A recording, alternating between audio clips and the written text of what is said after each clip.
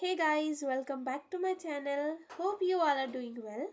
सो हमारा आज का जो वीडियो है वो फोकस्ड है पीटीयू बीटेक के फर्स्ट एंड सेकंड सेमेस्टर के पीपीएस के इम्पॉर्टेंट टॉपिक्स के ऊपर। ठीक है, तो हम इसमें टॉप 10 इम्पॉर्टेंट टॉपिक्स देखेंगे अपने सिलेबस के अकॉर्डिंग। ठीक है, एग्जाम ओरिएंटेड रहने वाला है। ठीक है, सबसे पहले तो इसमें जो पीपीएस होता है आपको इसमें सबसे इंपॉर्टेंट होती हैं आपकी डेफिनेशंस, डायरेक्ट डेफिनेशंस और जो कोड्स हैं उनके ऊपर क्वेश्चन आता है।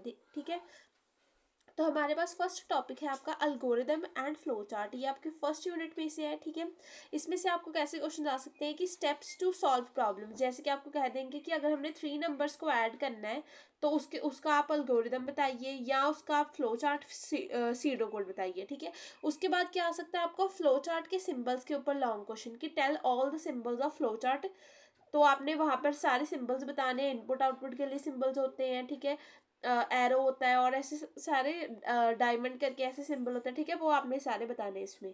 यहाँ आपको क्या कह सकते हैं कि आप कन्वर्ट करिए, आप एल्गोरिदम बताइए पहले तो 3 नंबर को ऐड करने का और बाद में उसका प्रोग्राम बताइए। ठीक है, इस टाइप के क्वेश्चन जो है आपको देखने के लिए मिल सकते हैं।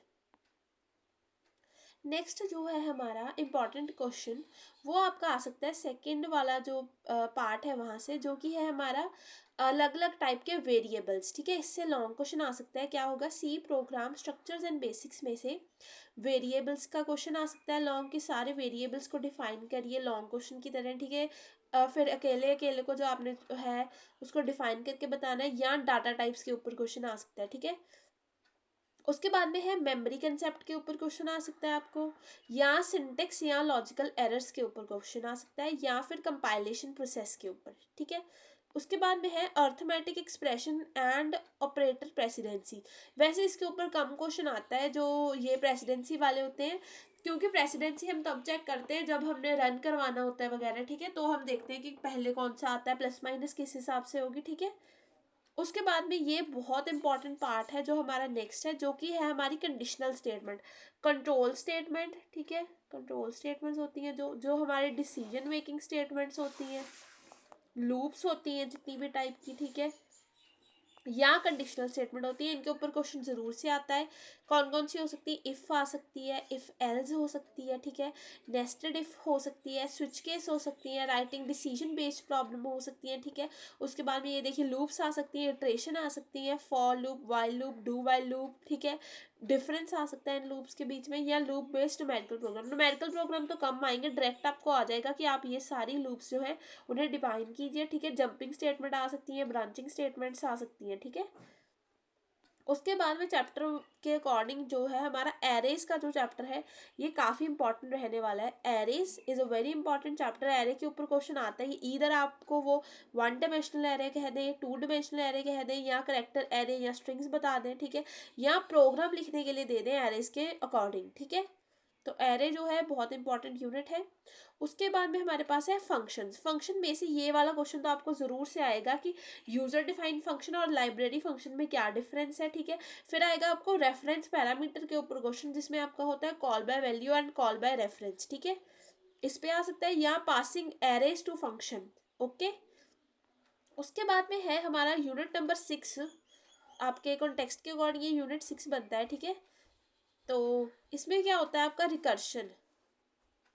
ठीक है, रिकर्शन में क्या है, कंसेप्ट आपको पता होना चाहिए रिकर्शन का, और साथ ही में प्रोग्राम जो आपको फिबोनाची सीरीज एंड फैक्टोरियल का जो प्रोग्राम होता है वो बहुत बहुत इंपॉर्टेंट है। ठीक है, या फिर रिकर्शन और इटरेशन का डिफरेंस है। ठीक है, ये तो कम आएगा लेकिन ये चीज़ें दोनों बहुत इंपॉर्टेंट है।